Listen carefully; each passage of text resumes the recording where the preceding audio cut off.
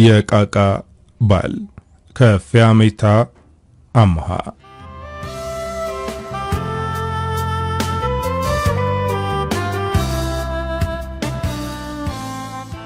አብዛኛው ሰው ስለራሱ ሳይሆን ስለሌላው ሰው ማውራት ይቀለዋል። ቤተሰቦቿ ስለማይፈልጓት ከቤት አባረሯት፣ በትዳሯም ደስተኛ አይደለችም አለች አንዷ የጽዳት ሰራተኛ። ሌላኛዋም መናገር ጀመረች።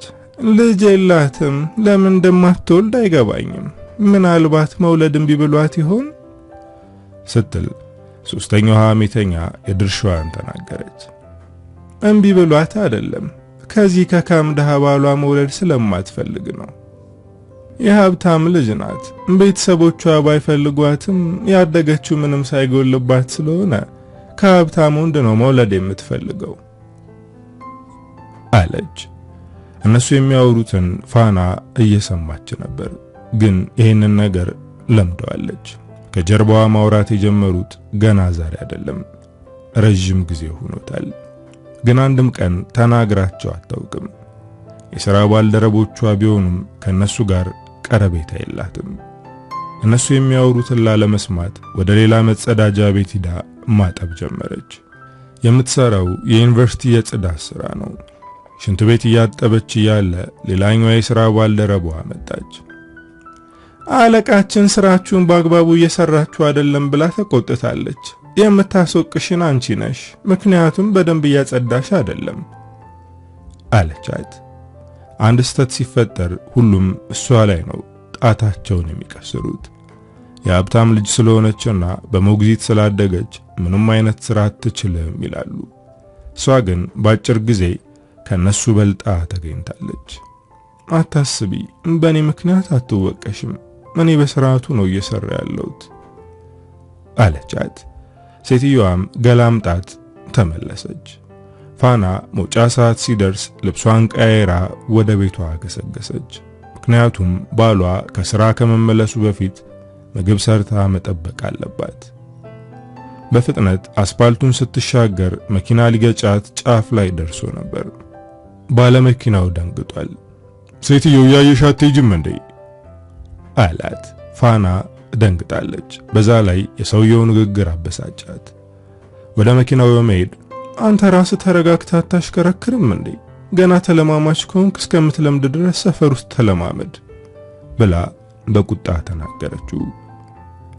ያንቺ አይነት ነገረኛ ሰዎች ስለ መንገድ መብራቶችና ስለ ዜብራ መንገድ መማር አለባቸው ብሎ ተናግሯት መንገዱን ቀጠለ።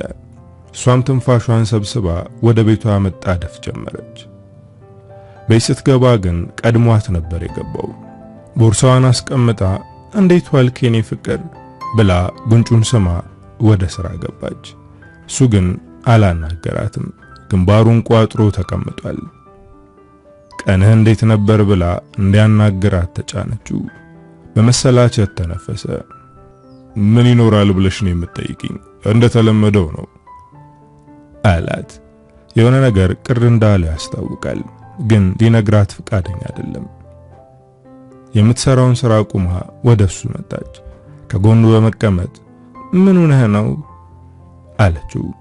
መስፍን በብስጭት መናገር ጀመረ። የወንደሰን ሚስት ወልዳለች እና መዋጮ ጠየቁኝ። በጓደኞቹ መናደዱን ነገራት። ወንደሰን ጓደኛው ነው፣ መዋጮም ትንሽ ነው። ለምን ይሄን ያክል እንዳበሳጨው ፋናን ገርሟታል። እና በዚህ ነው የተበሳጨኸው በማለት በግርም ተጠየቀችው። በዙሪያ ያሉ ሰዎች ሁሉ በወለዱ ቁጥር መዋጮ ማዋጣት ሰልችቶኛል፣ በቃኝ። ከዚህ በኋላ አላዋጣም። ምክንያቱም እኔ መቼም ቢሆን ልጅ ስለማይኖረኝ እኔም የማዋጣት ግዴታ የለብኝም አለ። መስፍን ለምን እንደተበሳጨ የገባት ገና አሁን ነው። እሷ መውለድ ስለማትችል ይከፋዋል። ጓደኞቹ የወለዱ ነው፣ እሱ ግን ሚስቱ መውለድ አትችልም። ይህንን ነገር ጓደኞቹ አያውቁም። ለምንድነው የማትወልዱት ብለው ሲጠይቁት ጊዜው ገና ነው፣ መጀመሪያ ራሳችንን እንለውጥ ብሎ ይመልስላቸዋል። ግን እውነታው ሌላ ነው። ፋና መውለድ እንደማትችል የሚያውቀው እሱ ብቻ ነው። ቤተሰቦቿ እንኳን ይህንን አያውቁም። ለነገሩ የሷ ቤተሰቦቿ አሁን ላይ ስለሷ ምንም ነገር ማወቅ አይፈልጉም። ምክንያቱም ፋናን ከቤተሰብ መዝገብ ሰርዘዋታል። ይሄ የሆነው ከመስፍን ፍቅር ስለያዛት ነው። ፋና የሀብታም ልጅ ናት። ምንም ነገር ሳይጎልባት ነው ያደገችው። ታዋቂና ትልቅ የግል ትምህርት ቤት ነው የተማረችው። ግን ከሷ ጸባይ ጋር የሚገጥም ጓደኛ አልነበራትም። ሕይወት የምትባል ታናሽ እህት አለቻት። ከሷ ጋር ነው ጊዜ የምታሳልፈው። ሕይወት ደግሞ በጣም የምትወዳት ጓደኛ አለቻት። ሳሮን ትባላለች። በሁለቱ ጥብቅ ጓደኝነት ምክንያት ቤተሰቦቻቸው የቅርብ ወዳጅ ሆነዋል። ሁለቱም ቤተሰቦች ጥሩ የሚባል ኑሮ ነው የሚኖሩት። ለበዓል ይጠራራሉ። ሳሮን አብርሃም የሚባል ታላቅ ወንድም አላት። ፋና ከሳሮንና ከአብርሃም ጋር ተዋወቀች። አብርሃም ለየት ያለ ልጅ ነው። ምክንያቱም ከሷ ጋር ይግባባል።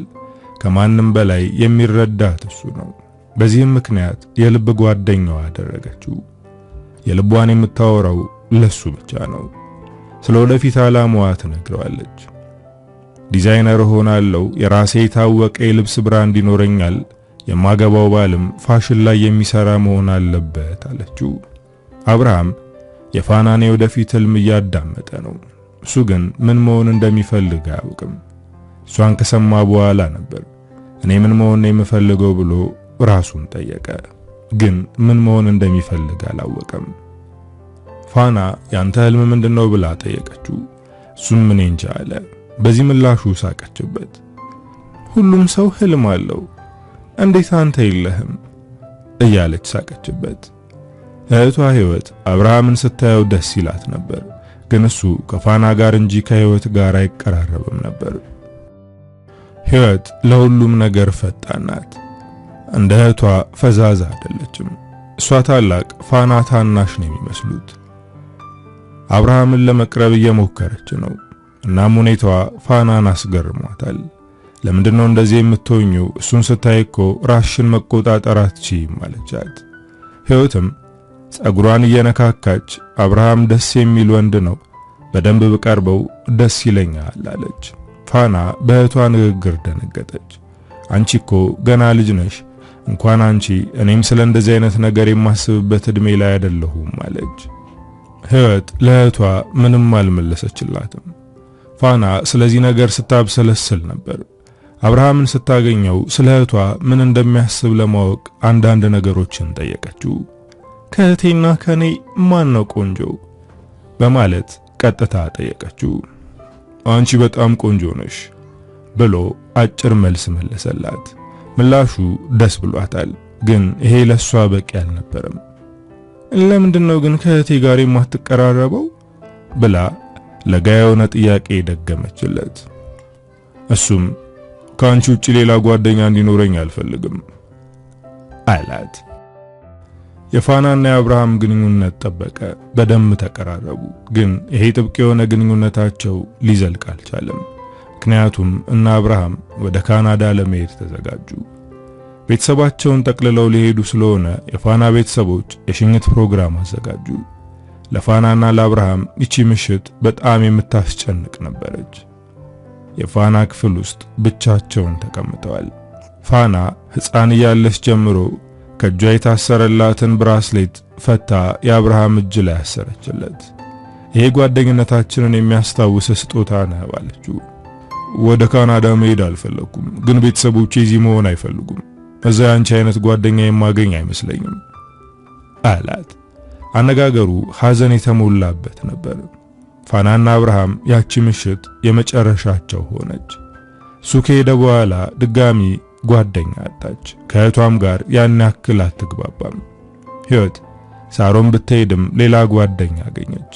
ወዲያው ነበር የረሳቻት። ዓመታት ተቆጠሩ። ፋና ኮሌጅ ገባች። የፋሽን ህልሟንም ለማሳካት ሌላ ትምህርት ጀመረች። አንድ የክላሷ ልጅ ከሷ የፍቅር ልክፍት ያዘው።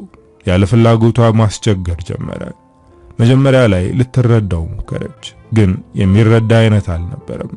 በጣም ሲያስቸግራት ለቤተሰብ ተናገረች። ቤተሰቦቿም ለፖሊስ አመልክተው እንዲጠነቀቅና ከሷ እንዲርቅ አስጠነቀቁት። ልጁ በዚህ ልህ ተጋባ። አንድ ቀን ክላስ ጨርሳ ከግቢ ስትወጣ በር ላይ ጠበቃት። ስታየው ደንግጣ በፍጥነት መራመድ ጀመረች። ግን ስለደረሰባት ቆማ ልታናግረው ሞከረች። ለፖሊስ መናገርሽ ከኔ የሚያርቅሽ መስሎሽ ነበር አይደል?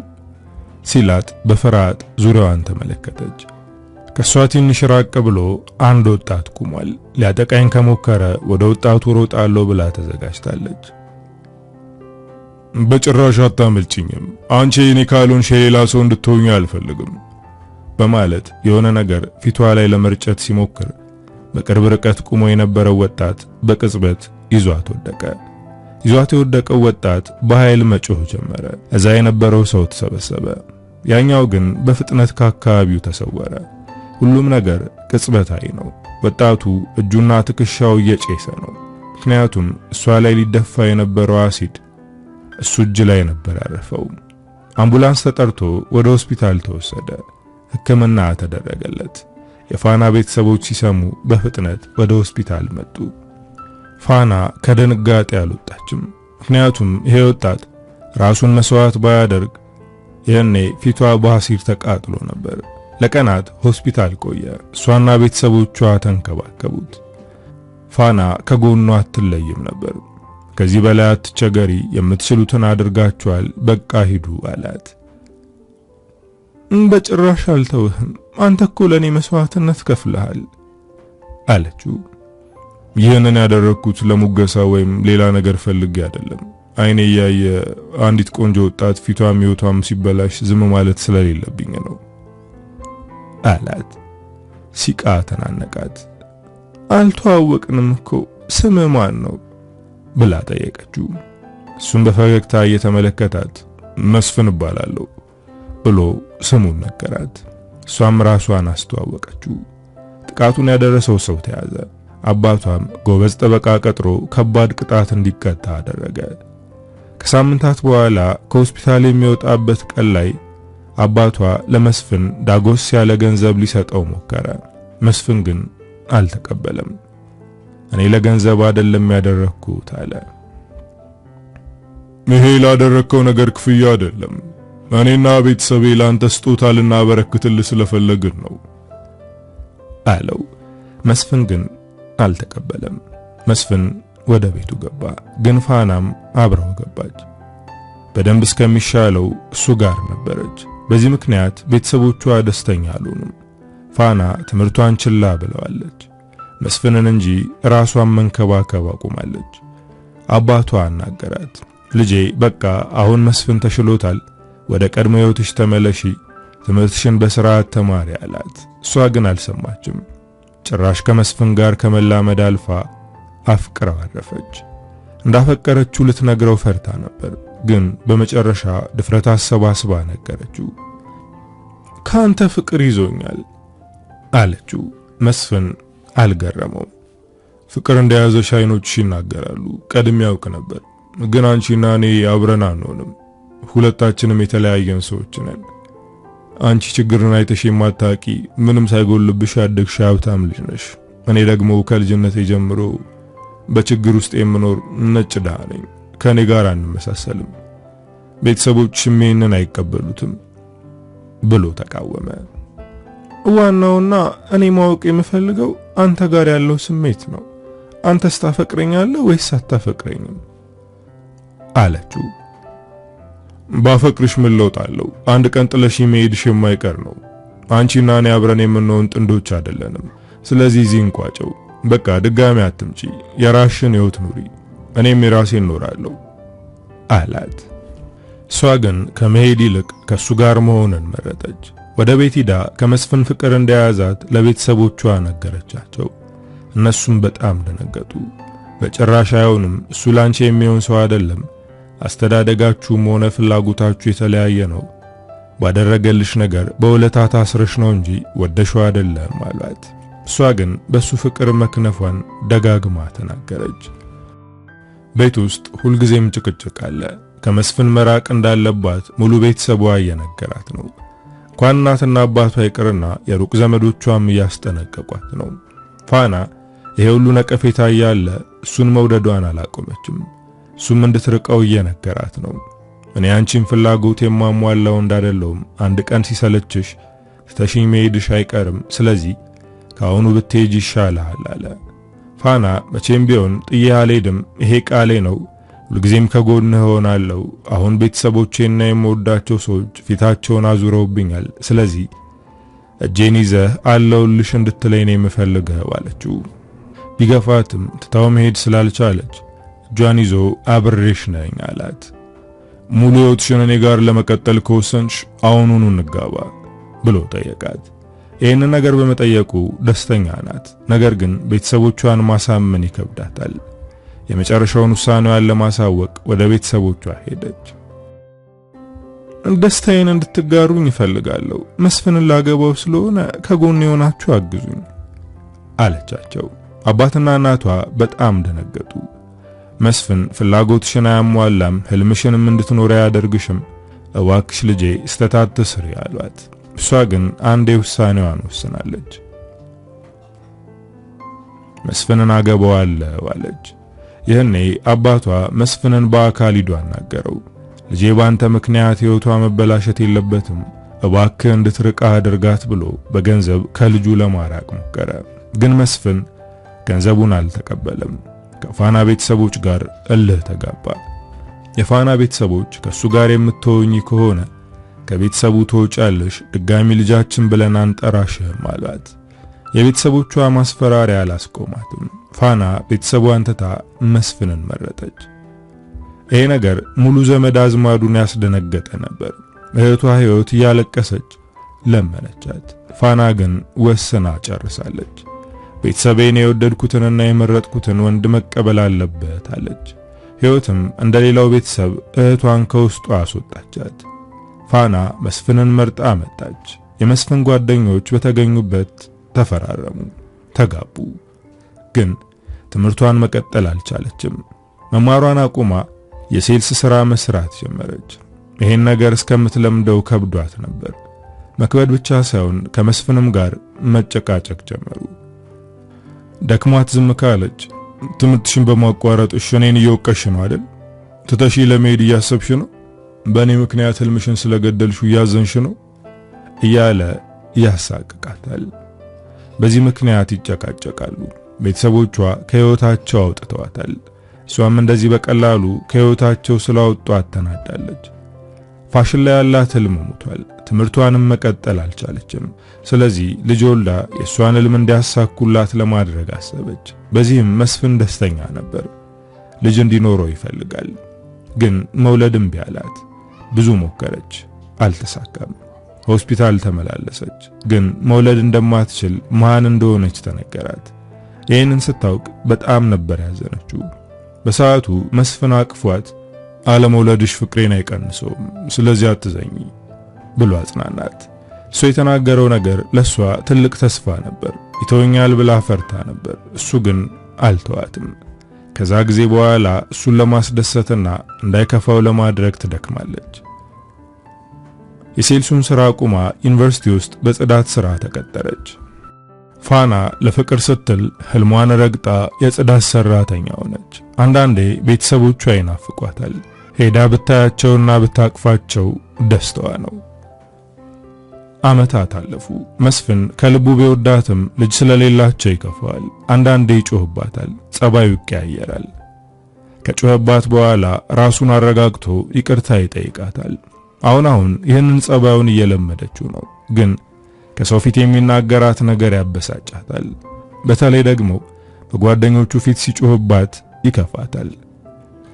ጎዶሎነት እየተሰማት ነው። መስፍን እንደዚህ የሚሆነው ልጅ እንዲኖረው ያለው ፍላጎት ነው እንጂ ጠልቶኝ ወይም ክፉ ሆኖ አይደለም ትላለች። ይህንንም ለመቅረፍ ከሌላ ሴት ወልዳ አምጣና አብረና ሳድጋለን ብላ መፍትሄ አመጣች። ይህንን ነገር በመናገሯ ተበሳጨ።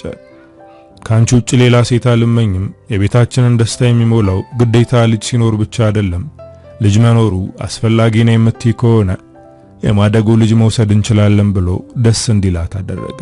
ግን ደግሞ ከቀናት በኋላ መልሶ መነጫነጭ ይጀምራል። ፋና መስፍንን በጣም ትወደዋለች። መውደድ ብቻ አይደለም፣ ትከሻው ላይ ያለውን ጠባሳ ስትመለከትና አለመውለዷን ስታስብ ለእሱ የምትከፍለው ትልቅ ዕዳ እንዳለባት ይሰማታል። አሁንም ጓደኛው ስለወለደ መዋጮ በመጠየቁ የተነጫነጨ ነው። እንደዚህ ሆነው በእሷ ምክንያት መስሎ ይሰማታል። ፋና ውስጧ የታመቀውን ጭንቀት በትንፋሽ አስወጣች። መስፍኔ መውለድ የማልችለው እኔ እንጂ አንተ አይደለህም። ስለዚህ ወልደህ አምጣ፣ እኔ አይከፋኝም።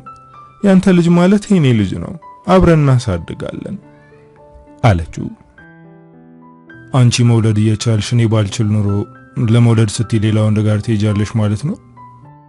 ሌላ ሴት ጋር እንደሄደ የምትገፋፊኝ አንቺ ለመሄድ እንዲያመችሽ ይሆናል በማለት የጥፋተኝነት ስሜት እንዲሰማት አደረገ። ምንም ነገር ሳትናገር ወደ ስራዋ ተመልሳ ራት መስራቷን ቀጠለች። እሱ የተናገረውን አላሰበችም ነበር። እሱ ግን የማይረባ ነገር ተናገራት። ሕይወቷ ሰላም አለመሆኑና እንደዚህ መሰቃየቷ ሆድ አስባሳት። እንባዋ ባንዴ ረገፈ። መስፍን እንዳያት እየሞከረች ነው። ካያት እኔ ጋር መሆን ይጸጸተሻል ብሎ ይባስ ያሳዝናታል። እሱ እንዳያት ብትደበቅም አላመለጠችም። እንባዋን አየው። ተነስቶ ወደ እሷ በመሄድ ምን ሆነሽ ነው የምታለቅሽው? የተናገርኩት ነገር እንዲጸጽተኝ ነው አለ። እሷም እንባዋን እየጠረገች ሽንኩርት አቃጥሎኝ ነው እንጂማ ለምን አለቅሳለሁ አለችው። በነጋታው በጠዋት ነበር ወደ ስራ ሄደችው። መስፍን ግን ስራ አልገባም።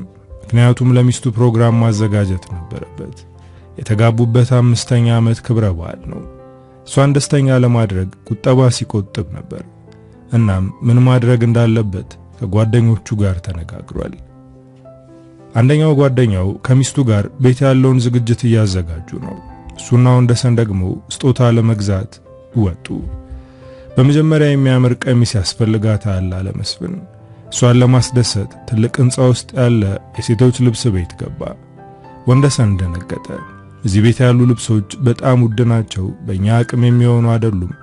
ፋና ለውድ ነገር ግድ የላትም፣ እሷን ለማስደሰት ትንሽ ነገር ነው የሚበቃት አለው። እሱ ግን አልሰማም። ፊት ለፊት የተሰቀለው ቀሚስ ላይ አይኑ አረፈ። ወደ ልብሱ ሲጠጋ አንዷ ሰራተኛ ወደሱ በመምጣት ይሄ በትዕዛዝ የተሰራ ነው፣ አለቃችን ነው ዲዛይን ያደረገው፣ ታዋቂ ሴት ናት ያሰራችው፣ በዛ ላይ ይወደድባችኋል አለችው። መስፍን ግን ከቀሚሱ ላይ አይኑን ማንሳት አልቻለም። ፋና በእርግጠኝነት ትወደዋለች አለ። ግን ይሄ በእኛ አቅም የሚሆን አይደለም፣ በዛ ላይ ለታዋቂ ሴት ነው የተሰራው፣ በትዕዛዝ የሚሰሩ ልብሶች እጅግ ውድ ናቸው ብሎ ወንደሰን ተስፋ እንዲቆርጥ አደረገው። ሰራተኛዋ ሌሎች ልብሶችን እያወጣች አሳየቻቸው። ሌሎቹ ሰራተኞች እነ መስፍንን እያዩ ያንሾካሹካሉ። ምክንያቱም ሲታዩ የሚገዙ አይመስሉም። የገቡበት ቤት ከነሱ አቅም በላይ ነው። መስፍን አይን ውስጥ የሚገባ ልብስ እየፈለገ ነበር። ድንገት ሰራተኞቹ በድንጋጤ መራወጥ ጀመሩ።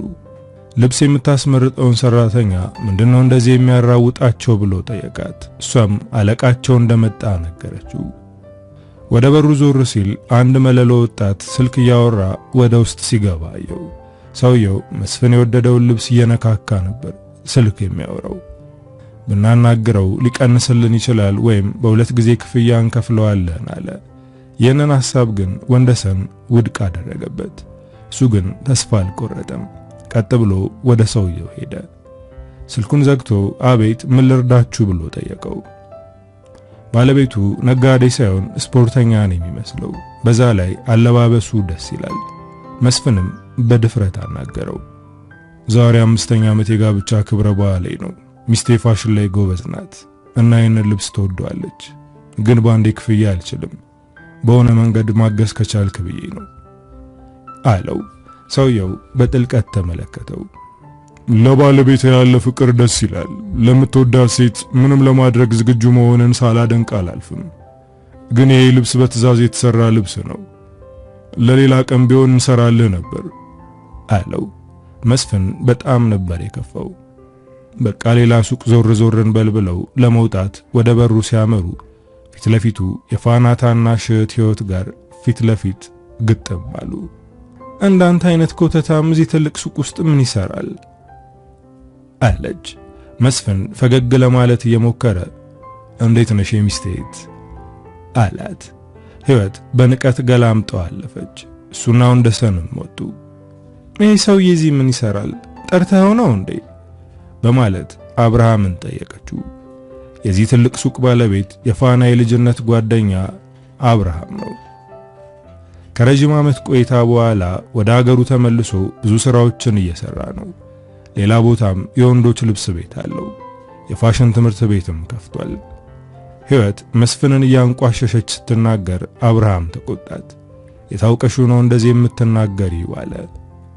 የፋና ባል ነው፣ የሚበሉት የሌላቸው ሰዎች እዚህ ልብስ ለመግዛት ያስባሉ አለችው። ይህኔ አብርሃም ደነገጠ። ይህ ሰውዬ የፋና ባለቤት ነው ብሎ ደግሞ ጠየቃት። እሷም አዎ ነው ብላ አረጋገጠችለት። አብርሃም በፍጥነት የተሰቀለውን ቀሚስ አውርዶ በፌስታል አድርጎ ይዞ ወጣ።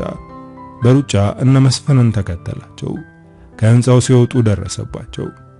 ያዘዘችው ሴት ሐሳቧን እንደቀየረች ነገረችኝ። ስለዚህ እናንተ ውሰዱት አለው።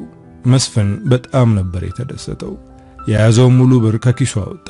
የቀረው ሌላ ጊዜ ሰጣለው፣ እመነኝ፣ አመጣልሃለሁ፣ የሰው ገንዘብ የምበላ ሰው አይደለሁም አለ። አብርሃም ግን አልተቀበለውም።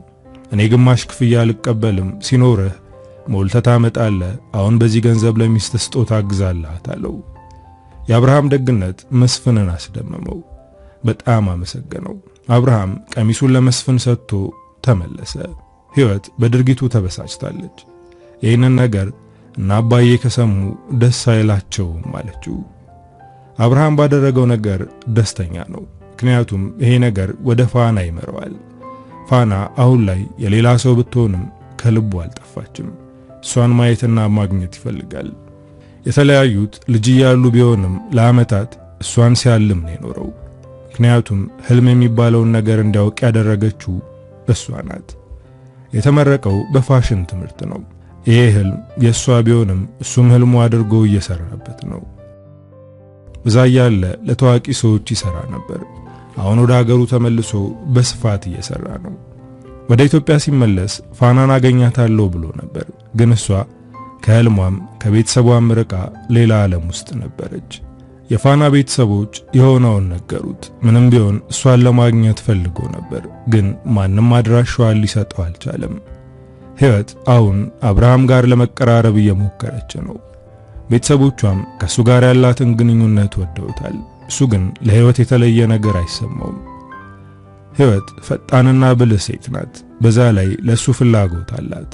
ግን ለሕይወት አጋርነት ምርጫው አይደለችም።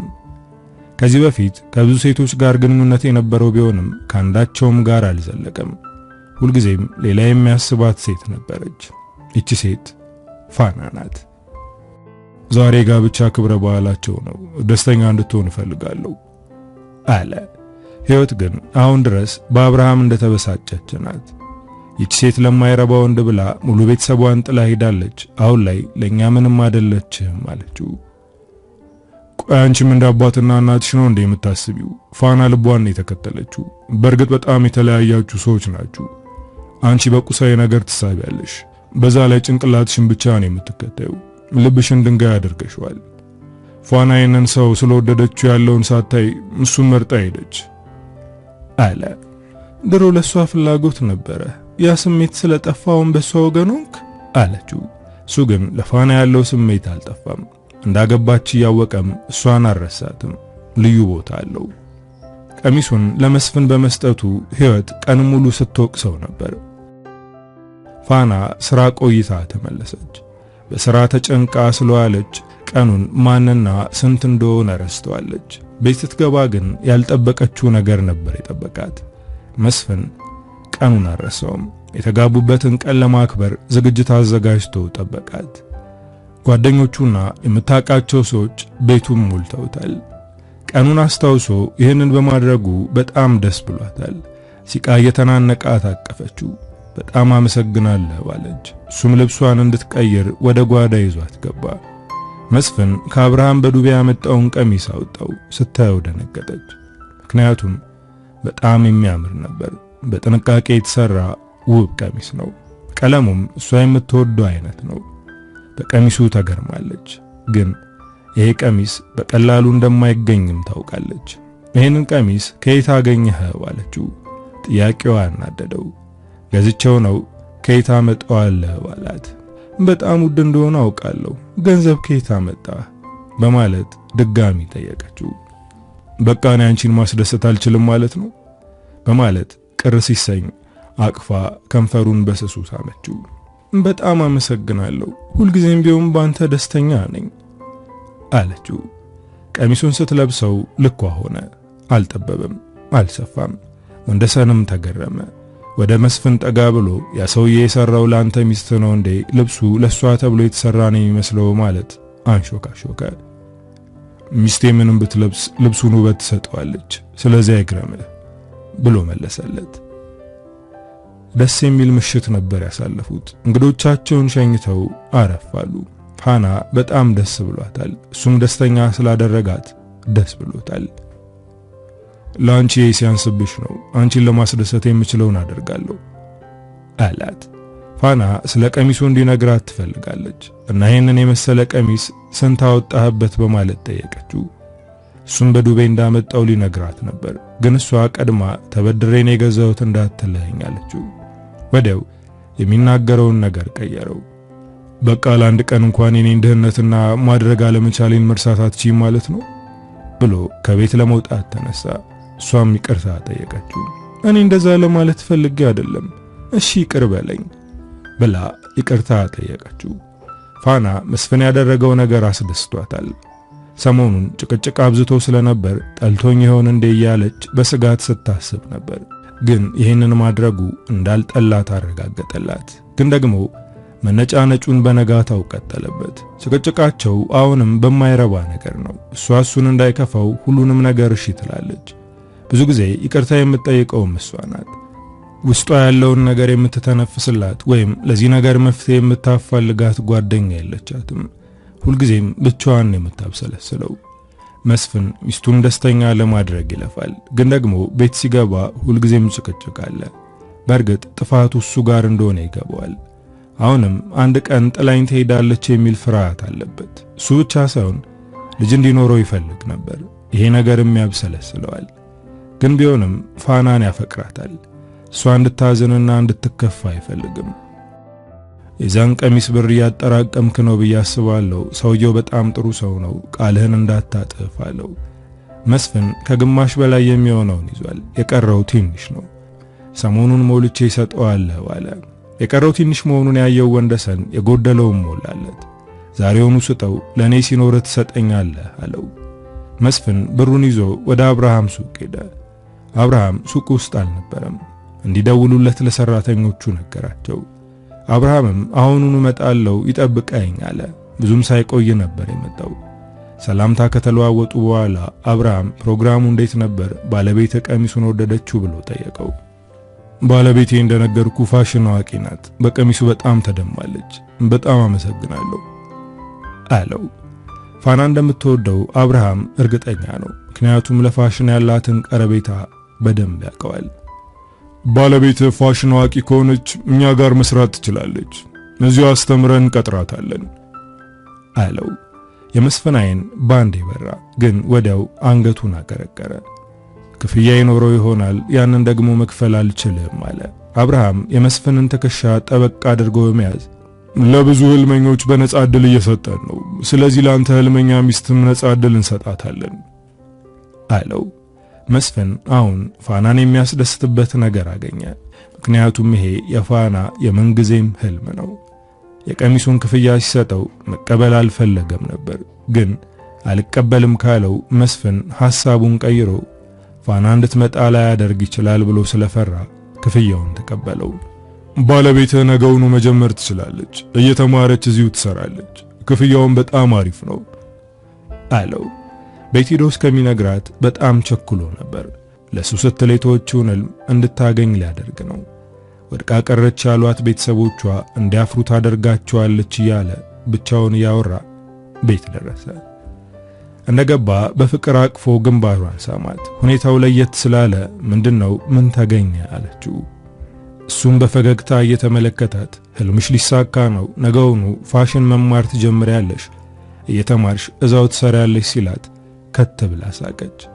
የፋሽን ትምህርት ቤቶች ክፍያቸው ውድ ነው፣ በዛ ላይ ይህንን እድል ለማግኘት ይከብዳል ብላ ሁሉን ነገር ገደል አደረገችው። አንድ ወዳጄ ይህንን እድል ሰጥቶሻል፣ ስለዚህ ነገውኑ ትጀምሪያለሽ አላት። እሷ ግን አሁንም አላመነችም። ለማየውን ነገር ብዬ ነገ ከስራ መቅረት አልችልም፣ ስትለው ተበሳጨ። ህልምሽን በእኔ ምክንያት ትተሽዋል። አሁን ግን ከህልምሽ ጋር ላገናኝሽ እየሞከርኩ ነው አላት። እውነት አልመስልሽ ብሏታል። ግን እሱ እንዳይናደድ ብላ እሺ ነገ ጠዋት እሄዳለሁ አለችው። መስፍን የአብርሃምን አድራሻ ሰጣት። እሷ ከቤት እንደወጣች ደወለለት። ባለቤቴ እየመጣች ነው አለው። አብርሃም ፋናን ለማየት ቸኩሏል። ሱቅ እስከምትደርስ በጭንቀት እየተንቆራጠጠ ነው። ወደ ውስጥ ስትገባ ልቡ በኃይል መምታት ጀመረ። አብርሃም ሳያት ደነገጠ። እሷም ደንግጣለች። አንተ ማለት ባለፈው መንገድ ላይ ልትገጨኝ የነበርከው ሰውዬ ነህ አይደል? አለችው በፈገግታ። እሱም አስታወሰ። ፋናን ረስቷታል። ባለፈው በመኪና ሊገጫት የነበረው ሰውዬ መሆኑን እንጂ የልጅነት የልብ ጓደኛዋ እንደሆነ አላወቀችም። እጇን ለሰላምታ ዘርግታ ለባለፈው ገጠመኝ በጣም ይቅርታ አለችው። እሱም ፈገግ ብሎ እኔም መረጋጋት ነበረብኝ በጣም ይቅርታ አላት። አብርሃም ፋና እየተማረች እንድትሰራ አደረጋት። እሷም በዚህ ደስተኛ ናት። እሷ ካለችበት አካባቢ አይርቅም። በደንብ እየቀረባት ነው። ባለቤትሽ በጣም ይወድሻል፣ ለአንቺ ምንም ነገር ለማድረግ ዝግጁ ነው ሲላት አይኗን ባቋጠረ። አዎ ባሌ ለኔ ብዙ ነገር ያደርጋል፣ እኔም እሱን ለማስደሰት የምችለውን አደርጋለሁ አለች። እንዴት ተዋወቃችሁ ብሎ ሲጠይቃት የተፈጠረውን ነገረችው። በጣም ነበር የተገረመው። ይህንን ታሪክ ከቤተሰቦቿ ሰምቷል፣ ግን እንደዚህ አልመሰጠውም ነበር። አብርሃም ድጋሚ የልብ ጓደኛዋ ሆነ። እንደ አለቃ ሳይሆን እንደ ጓደኛዋ ነበር የምታየው። በደንብ ያዳምጣታል፣ አንዳንድ ነገሮችንም ያማክራታል። ለዓመታት የውስጧን የምታማክረው ሰው አልነበራትም። አሁን ጓደኛ አላት። ይሄ ጓደኛ ከህልሟ ጋር እያገናኛት ነው። ፋና ዲዛይን የምታደርጋቸው ልብሶች በብዙ ሰዎች ተወዳጅ እየሆኑ ነው። ብዙ ክፍያም እያገኘች ነው። ግን እረፍት አልነበራትም። በዚህ ነገር መስፍን መረበሽ ጀመረ። አንዳንዴ ወደምትሰራበት መጥቶ አብሯት ይውላል። መጨቃጨቁም እንደቀጠለ ነው። ይችን ሴት በጣም እየገፋት ነው አለው። ውስጤ በፍርሃት ተሞልቷል። አንድ ቀን ጥላኝ ትሄዳለች፣ ምክንያቱም እሷ ከኔ የተሻለ ወንድ ማግኘት የምትችል ሴት ናት ብሎ ውስጡ ያለውን ፍርሃት ለጓደኛው ነገረው። ፋና ሁሉም ሰራተኛ ከወጣ በኋላ ስራዋን ቀጥላለች። አብርሃም ወደ እሷ በመሄድ ሰዓቱ እኮ በጣም ሄዷል፣ ለምንድነው የቆየሽው? ቤተነሽ ቤትሽ ላድርስሽ አላት። ሰዓቷን ስታይ በጣም መሽቷል። ደነገጠች። መስፍን አለመደወሉ ይበልጥ አስጨነቃት። ከአብርሃም ጋር ወጣች። አብርሃም ሰፈሯ ድረስ አደረሳት። እሷም አመስግናው ወደ ቤት ገባች። መስፍን ቁጭ ብሎ ነበር። ጉንጩን ስማ እንዴት አመሸህ አለችው። እኔ እንደተለመደው ነው ያመሸሁት፣ ይልቅ ምሽቱ አንቺ ጋር እንዴት ነው ብሎ ነገር በሚመስል አነጋገር ተናገራት። ስራ በዝቶብኝ ስለነበር ነው ያመሸሁት፣ ይቅርታ አለችው። አሁንማ ትዳር እንዳለሽ እየረሳሽ ነው። ጎበዝ ዲዛይነር እንደሆንሽ ተመስክሮልሻል። እኔ ምን ጠቅምሻለሁ አለ። ንግግሩ አበሳጭቷታል። ምክንያቱም አሁን የሚናገረው ነገር ጭንቀት እየፈጠረባት ነው። የኔና ያንተ ፍቅር እንደዚህ በቀላሉ የሚፈርስ መሆኑን አላቅም ነበር። እኔ ራሴንም ሆነ አንተን አምናችኋለሁ። አንተ ግን ራስህንም እኔንም አታምንም። በጣም ያስጨነቀኝ ነው ብላ ተናገረችው። እንደዚህ ጠንከር ያለ ቃላት ተናግረው አታውቅም። ዛሬ ስትናገረው ደነገጠ። ስለዚህ አምሽቼ ብገባ አይመለከትም እያልሽ ነው? ባልና ሚስት መሆናችን ቀርቶ ደባል ሆነናል፣ እንደፈለኩ መሆን እችላለሁ ብሎ ከቤት ወጣ። በዚህ ጨለማ የት እንደሚሄድ አታውቅም። የተናገርኩት ነገር ከባድ ነበር እንደ እያለች ራሷን እየጠየቀች ነው። አብርሃም ቤት ሲገባ ህይወት ራት አዘጋጅታ ጠበቀችው። እሱን ሳታሳውቀው ቤት ገብታ እንደዚህ ማድረጓን አናዶታል። ንዴቱን አጣ አድርጎ ለሌላ ጊዜ ቤቴ ከመግባትሽ በፊት ቀድመሽ አሳውቂኝ አላት። ህይወት የሱን ትኩረት ለማግኘት እየሞከረች ነው። እሱ ግን ትኩረት አልሰጣትም። የጓደኛዬ ቤት እንደፈለኩ መግባት አልችልም ማለት ነው፣ ማስፈቀድ አለብኝ አለችው። እሱም ወንበር ስቦ እየተቀመጠ እህቴ እንጂ እኔ ጓደኛሽ አይደለሁም ብሎ ቅስሟን ሰበረው። ላንተ ፍላጎት እንዳለኝ ስለምታቅ ነው አይደል እንደዚህ የምትሆንብኝ? ግን አንተ ምንን ትፈልገኛለህ? ለኔ ምንም አይነት ስሜት እንደሌለ ብታስመስልም እንደወደድከኝ ከአይኖች መረዳት ይችላልው አለችው። አየሽ አይደል ለምን አንቺና እኔ ጓደኛ መሆን እንደማንችል? ምክንያቱም አይኖቼን አይተሽ መረዳት አትችይም። ሲላት ተናደደች። አንተ አሁንም እህቴ ላይ ተስፋ አልቆረጥክም፣ ግን መነኝ እሷ መቼም ወደ አንተ አትመለስም። ያኔ የኔ ዋጋ ሲገባ ሁሉም ነገር ረፍዶ ነው የምታገኘው በማለት ተበሳጭታ ከቤት ወጣች። የሰራችውን ራት እንኳን አልበላችም። አብርሃም ጠረጴዛ ሙሉ ምግብ ብቻውን ታቅፎ ተቀመጠ። ተነስቶ ወደ መኝታ ክፍሉ ገብቶ ልጅ እያሉ ፋና የሰጠችውን የእጅ ብራስሌት አውጥቶ ማየት ጀመረ። አሁን ብራስሌቱ አይበቃውም፣ ግን ለሱ ውድ ነገር ነው። ግን እንዴት ረሳችኝ? በእርግጥ በመልከኔም አላስታወስኳትም፣ ግን ስሜን ስትሰማ አብርሃም የሚባል ጓደኛ ነበረኝ አላለችም እያለ ብቻውን ማውራት ጀመረ። ስልኩን አውጥቶ ደውሎ ሊነግራትም አስቦ ነበር፣ ግን በዚህ ሰዓት መደወል ልክ አይደለም፣ ምክንያቱም ባለትዳር ሴት ናት። ፋና መስፍን ከሄደ በኋላ ቁጭ ብላ እያሰበች ነው። ስለጨነቃት ለአብርሃም መደወል ፈለገች፣ ግን ሰዓቱ መሽቷል። ባለትዳር እንዳልሆነ ታውቃለች፣ ግን ፍቅረኛ ቢኖረውስ በዚህ ሰዓት መደወል የቅርብ ያሰኘውስ እያለች ከራሷ ጋር እየታገለች ነበር። ግን ደወለችለት። አብርሃም ልደውል አልደውል እያለ ከራሱ ጋር ሲሟገት እሷ መደወሏ ገርሞታል። አንስቶ ደህና ነሽ በሰላም ነው የደወልሽው ብሎ ጥያቄ ሲያበዛባት ደነገጠች። መደወል አልነበረብኝም ረበሽኩ አለችው። ለኔ ችግር የለውም በፈለግሽ ሰዓት ብትደውይ አነሳለሁ ሲላት ትንሽ ዘና አለች። ከመስፍን ጋር የተፈጠረውን ነገረችው። ጥፋተኝነት እየተሰማኝ ነው አለች። መጀመሪያ ተረጋጊ፣ ከዛ የተናገርሻቸውን ቃላቶች ደግመሽ አስቢያቸው። ምናልባት የተናገርሽው ነገር ልክ ሆኖ ታገኙ ይሆናል። በሌላ ነገር ራሽን እየወቀሽ ይሆናል። ሌላ የቤት ሥራ ልስጥሽ። እሱ ላንቺ የሆነውን ነገርና አንቺ የሆንሽውን ነገር በደንብ አስቢው። ነገ ሻይ ቡና እያልን እናወራበታለን አላት። ፋና ከአብርሃም ጋር ካወራች በኋላ ነበር ትንሽ ቀለል ያላት። እሱ እንዳላት ነገሮችን አብላልታ መስፍንን ቤት አስጥሎ የሚያስኬድ ነገር አልተናገረችውም። እሽቱን ሙሉ ስታስብ ነበር። መስፍን ቤት ሳይመጣ አደረ። ጠዋት ወደ ሥራ ለመሄድ እየተዘጋጀች እያለ መጣ። ማታ ትንሽ ጠጥቼ ስለነበር መምጣት አልቻልኩም። እነሆ እንደ ሰንጋር ነው ያደርኩት። ስላስጨነቅኩሽ ይቅርታ። ልደውልልሽ አስቤ ነበር፣ ግን ከመጠን በላይ ጠጥቼ ስለነበር መደወል ረሳው አለ። እሷም እሺ ብላ ዝም አለች። ጠልተሽኛል እንዴ? ጥለሽ ለመሄድ እያሰብሽ ነው ብሎ ጠየቃት። አሁን ለጭቅጭቅ ጊዜ የለኝም፣ ሥራ መግቢያ ሰዓቴ እያለፈ ነው አለችው። እሱ ግን በሩን ዘጋባት። እንደውም ከዚህ በኋላ ሥራ አትሰሪም፣ እኔ እሰራለሁ፣ አንቺ ቤት ትሆኛለሽ አለ። ፋና የመስፍን ድርጊት ገረማት። ይህ ሥራ ህልሜ ነው፣ አንተንም ህልሜንም አብሬ አግኝቻችኋለሁ፣ ስለዚህ መተው አልችልም አለችው። መስፍን ተበሳጨ። አትሄጂም ብሎ ቦርሳዋን ሊቀማት ሲሞክር ቦርሳዋን አጥብቃ ያዘች። አንዳንዴ ታበዛዋለህ ብላ ልትወጣ ስትራመድ በጥፊ መታት። አፍንጫዋ መድማት ጀመረ። መስፍን ደንግጧል። እሷ አንድ ቃል ሳትናገር ከቤት ወጣች። አፍንጫዋን ጠራርጋ መንገዷን ቀጠለች። ግን እንባዋ እየተናነቃት ነው። ለረጅም ጊዜ ራሷን ጥፋተኛ እያደረገች እሱ የሚላትን እሺ ብላ እየተቀበለች ኑራለች። ግን አሁን ከአቅሟ በላይ ሆነባት። እሱን ላለማጣት ብላ ቤተሰቧንና ህልሟን አጣለች። አሁን ግን የልጅነት ህልሟን የምታሳካበት ሌላ እድል አግኝታለች። ሥራ ስትገባ አብርሃምን አገኘችው።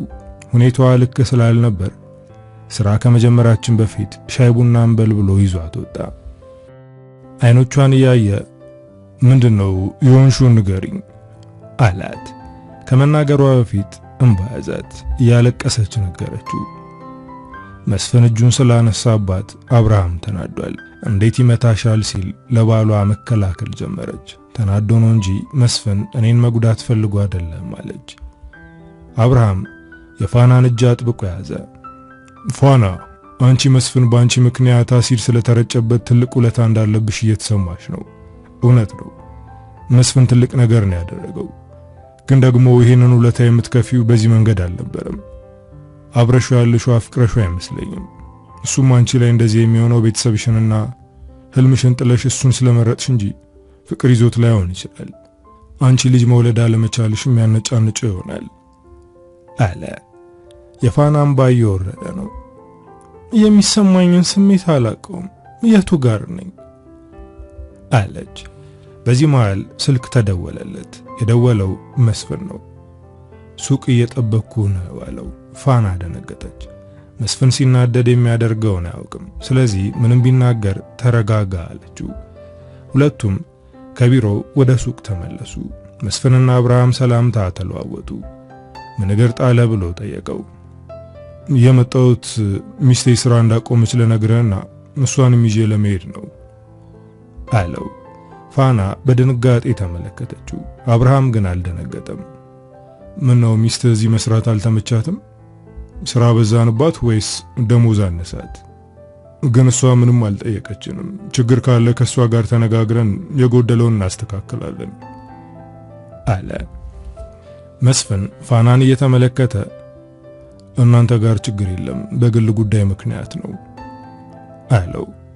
በአሁኑ ፋና የመስፍንን ቃል ሰምታ እሱ ያለውን ይሻል አለችም። እኔ እዚህ መቀጠል ነው የምፈልገው፣ ይህንን ተነጋግረንበታል አለችው። ይህኔ ወደ እሷ ሄዶ እጇን አጥብቆ በመያዝ አሁን እንሂድ አላት። አብርሃም የመስፍንን እጅ መንጭቆ አስለቀቃት። እሷ ካልፈለገች በኃይል የሚሆን ነገር የለም። ፋና የልጅነት ህልሟ ጋር ተገናኝታለች። ስለዚህ ልታስቆማት አትሞክር አለው። መስፍን በአብርሃም ድርጊት ተበሳጨ።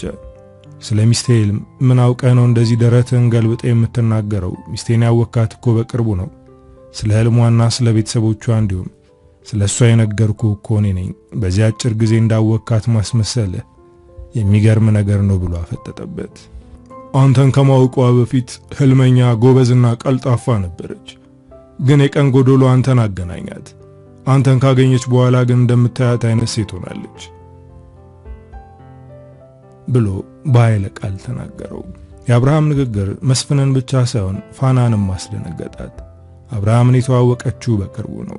ግን እንደሚናገረው ከሆነ መስፍንን ከማግባቷ በፊት ያውቃት ነበር።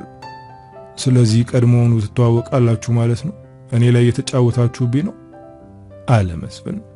ሁሉም ተፋጠው ያለ ህይወት መጣች። ህይወትና ፋና ከረጅም ዓመት በኋላ ተገናኙ።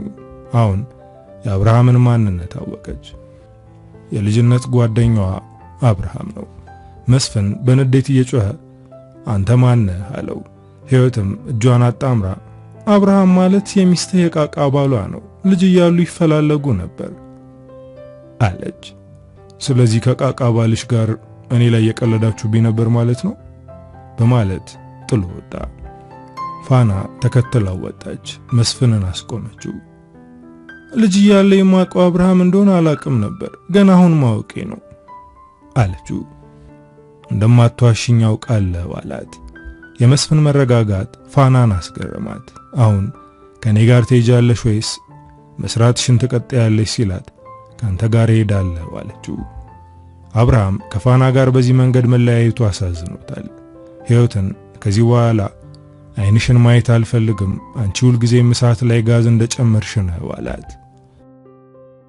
ለቀናት ፋና ትመለሳለች ብሎ ጠበቀ። እሷ ግን አልተመለሰችም። ለመጨረሻ ጊዜ በስልኳ መልእክት ላከላት። አንድም ቀን ትዳርሽን ለማናጋት መጥፎ ዕቅድ አላቀድኩም፣ አንቺ ከባልሽ ጋር ደስተኛ እንድትሆኚ ነው የሚፈልገው። አጥፍቼ ከሆነ ይቅርታ፣ ሁልጊዜም በሬ ክፍት እንደሆነ እንድታውቂ ይፈልጋለሁ ብሎ ላከላት። ፋና ካነበበች በኋላ በጥልቀት ማሰብ ጀመረች። ከመስፍን ጋር ያላትን ነገር መላልሳ አሰበችው። በትዳሯ ደስተኛ አይደለችም፣ እሱም ደስተኛ አይደለም። እያሰበች ያለ መስፍን መጥቶ ከጎኗ ተቀመጠ። ግንኙነታችን ግን ልክ ነው ብሎ ጠየቃት። አላውቅም፣ ለኔም ጥያቄ ነው። ከልቤ ጋርም ከጭንቅላቴ ጋርም ተነጋገርኩ፣ ግን ሁለቱም ስህተት እንደሆነ ነው ነገሩኝ አለችው። እሱም ውስጡ ያለውን ጭንቀት በረጅሙ በመተንፈስ አስወጣው። ሳስበው ግን በመካከላችን ያለው ግንኙነት ፍቅር አይመስለኝም። ሁለታችንም በውለታ ታስረናል። ፍቅር ቢሆን ቤታችን ሰላማዊ ይሆን ነበር። በነጋ በመሸ ቁጥር አንጨቃጨቅም ነበር። ስለዚህ አንቺና እኔ የልብ ጓደኛሞች እንጂ ባልና ሚስት መሆን ያልነበረብን ሰዎች ነን። በእርግጥ አሁንም ቢሆን አልረፈደም፣ ነገሮችን ማስተካከል እንችላለን። ከቤተሰቦች ጋር ስላራራኩሽ ይቅር በይኝ አላት። አሁን ላይ እሷን በዚህ ሐሳብ ትስማማለች። አሁን ሁለታችንም እርስ በርስ የተሳሰርንበትን ገመድ የምንፈታበት ሰዓት ነው አላት። ያኔ ሁለታችንም ተረጋግተን አስበን ቢሆን እንደዚያ አንቋሰልም ነበር። ምናልባት ሚስጥረኛ ጓደኛሞችን ነው ነበር። ግን ሁለታችንም ስተት ሰራን አለችው። ምናልባት ፈጣሪን መንገድ እንድናልፍ ፈልጎ ይሆናል። ደግሞ አሁንም የልብ ጓደኛሞች መሆን እንችላለን አንቺ ፍቃደኛ ከሆንሽ አለ ሲቃ እየተናነቀው። እሷም እንባውን በመዳፏ ጠረገችለት። አዎ መሆን እንችላለን። ፋና አሁን በደንብ አስባ ወስናለች። ከመስፍን ጋር መለያየት አለባት። እሷ ህልሟን ታሳካለች። እሱም ሌላ ሴት አግብቶ የልጅ ፍላጎቱን ያሟላል። በዚህ ነገር ተነጋግረው በሰላም ተለያዩ። ፋና ልብሷን ይዛ ወደ አብርሃም ቤት አቀናች። አብርሃም በጣም ነበር ደስ ያለው። ይሄ ይፈጠራል ብሎ አላሰበም ነበር። ከዚህ በኋላ ላያትም ፋና ባሏ ጋር ሄዳለች ብሎ ተስፋ ቆርጦ ነበር። ግን አሁን በሩ ስር ቆማ እስከሚያስገባት እየጠበቀች ነው። ምን ነው በሰላም ነው ብሎ ጠየቃት። ለተወሰነ ጊዜ እንግዳ መሆን እችላለሁ አለችው። ወደሱ የመጣችው ሌላ የምትሄድበት ቦታ ስለሌላት ነው። ቤተሰቦቿ ጋር ከተቆራረጠች ረጅም ጊዜ ሆኗታል። አብርሃም የልጅነት ወዳጇ ነው። ስለሱ ስታስብ ነበር። ግን የፊት ገጹን ማስታወስ ለሷ ከባድ ነበር። እስከፈለግሽው ጊዜ መቆየት ትችያለሽ። ቤቴ ቤትሽ እንደሆነ ነግሬሻለሁ። ያው ህልምሽ ህልሜ እንደሆነም ማለት ነው አላት። አብርሃም ልጅ እያለ ህልም አልነበረውም። የሷን ህልም ህልሙ አደረገው። እሷም ቤት እስካገኝ ነው፣ ብዙ ጊዜ አልቆይም፣ ሌላ የሚሄድበት ስለሌለኝ ነው። እንደምታውቀው ቤተሰቦቼ ጋርም ተቆራርጫለሁ። አሁን በሄድ በሩን ፊቴ ላይ ከረችሙታል ብላ ወደ ውስጥ ገባች። ግን ፋና ከዛ በኋላ ከአብርሃም ቤት አልወጣችም። አብርሃም ከቤተሰቦቿ ጋር ያላትን ችግር እንድትፈታ አድርጎ አስታረቃት። ቤተሰቦቿም ይቅር ብለው አቀፏት። ከአብርሃም ጋር የምትወደውን ሥራ መስራቷን ቀጠለች። ለረጅም ጊዜ ታስራ እንደነበር እየተሰማት ነው። ምክንያቱም አሁን ነፃነት እየተሰማት ነው። ከአብርሃም ጋር ቀስ በቀስ ግንኙነታቸው ወደ ፍቅር ተለውጦ ጋብቻ ውስጥ ገቡ። ፋና ለረጅም ጊዜ ፍቅር መስሏት ዋጋ የከፈለችለት ግንኙነት በመጨረሻም ፍቅር አለመሆኑን ተረድታለች። አንዳንድ ግንኙነቶች ልክ አይደሉም። ልክ ነን ብለን ልክ ሳንሆን ስንቀር ብዙ ዋጋ ያስከፍለናል። አበቃው። ከፊያሜታ አምሃ።